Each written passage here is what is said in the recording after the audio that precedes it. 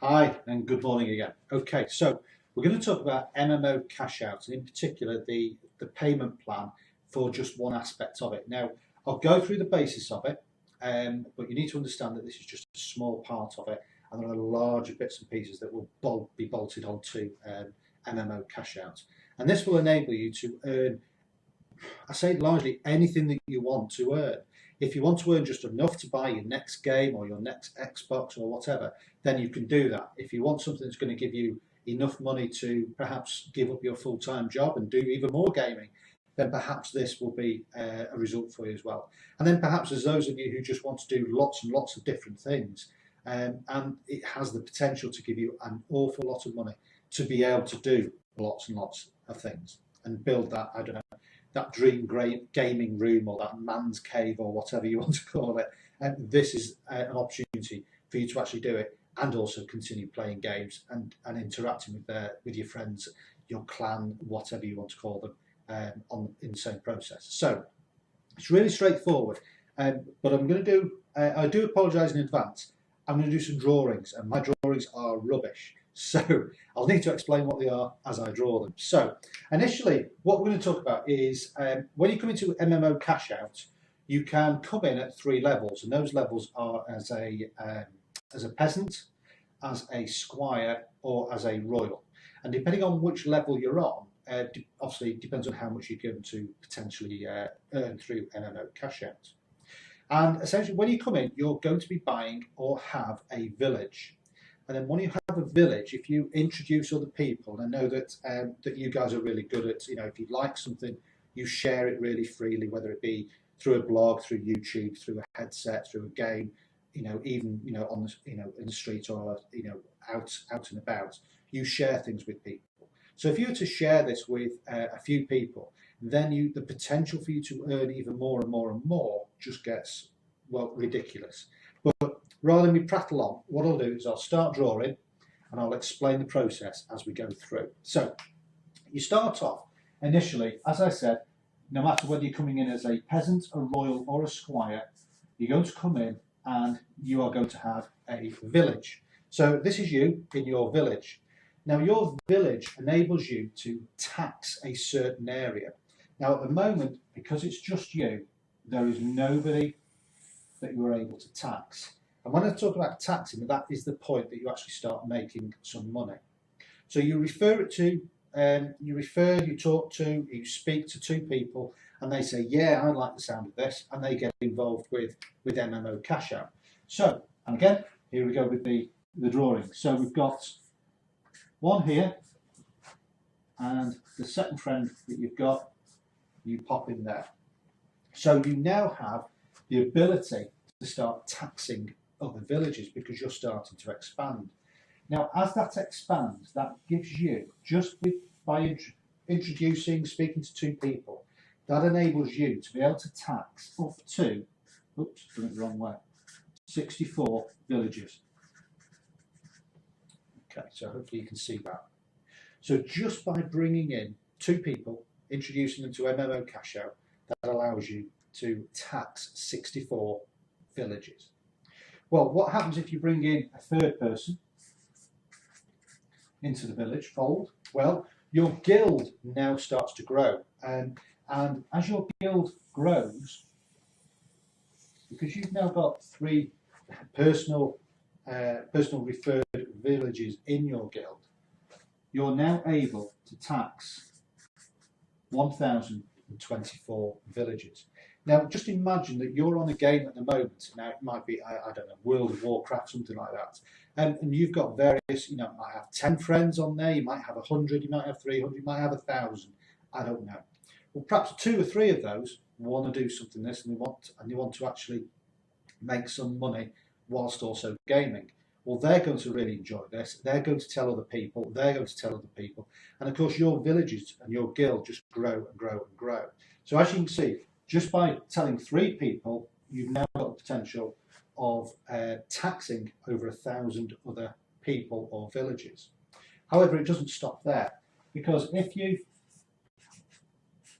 introduced a 4th person into your guild, your taxable area now, and I'll write this slowly, is now, and I'll write it with a proper pen, is 65,500.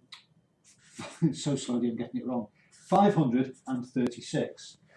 So you can now tax 65,000 villagers within your guild. And let's say you're getting really excited, word gets out, everybody's starting to make some good money, and it just starts to go crazy. And it can go crazy. So perhaps you bring in a 5th person, a 6th person, and a 7th person. And they all start their own little villages, their own guilds, they all get excited and start to create nice regular income or taxes from the MMOCashOut pay plan. That then gives you the ability to now tax. And again, I'll write this really slowly. It gives you the ability to now tax 2,097,153 villagers. Okay, so that's the potential number of villages that you could tax. But what you're probably more interested in is, okay, 2 million villages sounds a lot, but what does that actually mean as in, taxes, money in my pocket? Well, as I said to you at the beginning, there are 3 levels. You have got a peasant,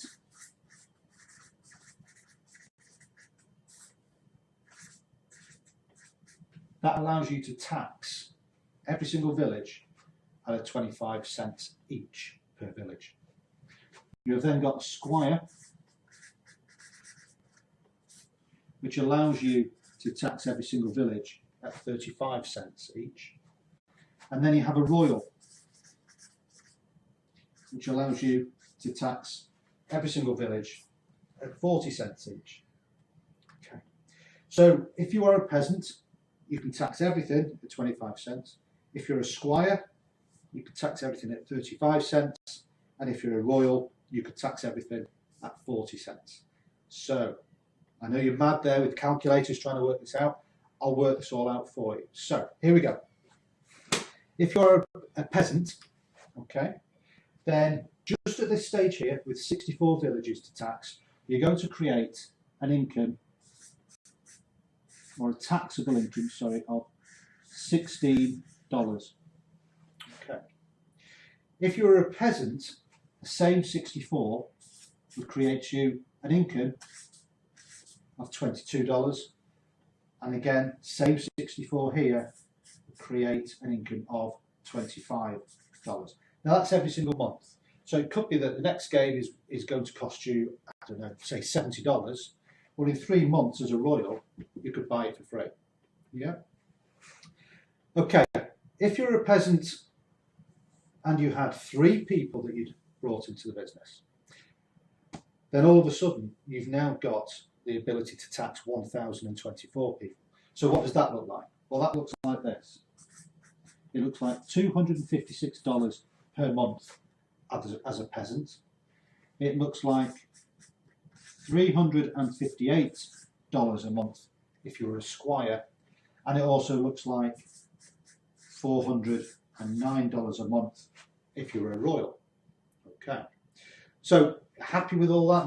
That all works quite well. So let's get to the meat and potatoes, which is the 65,000 different villages within your guild that you can then start to tax. Okay, deep breath. So, and I'm just getting on my knees here, so I do apologise.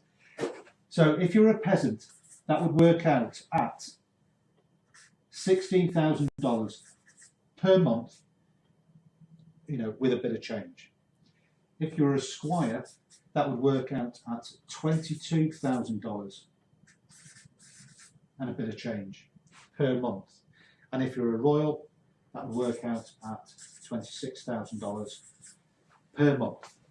Now, all of a sudden, you're able to get your game tree, you're able to get that fancy telly, computer screen, sorry. You'll be able to buy all the top of the range games, the biggest system you could get.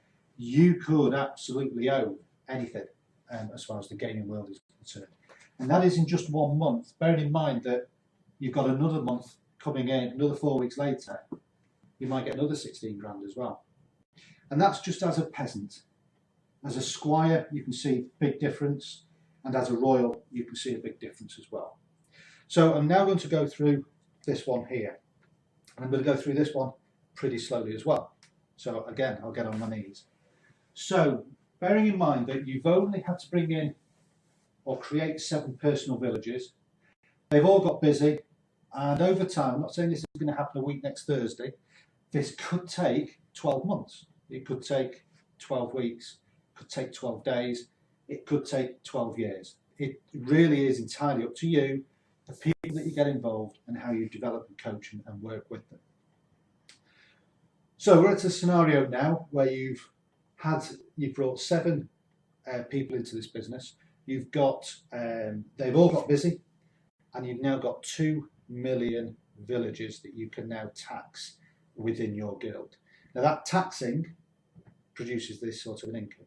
And bearing in mind that this isn't just a one hit, this is an income that will grow to this level and then will continue, all things being equal, then continue every single month.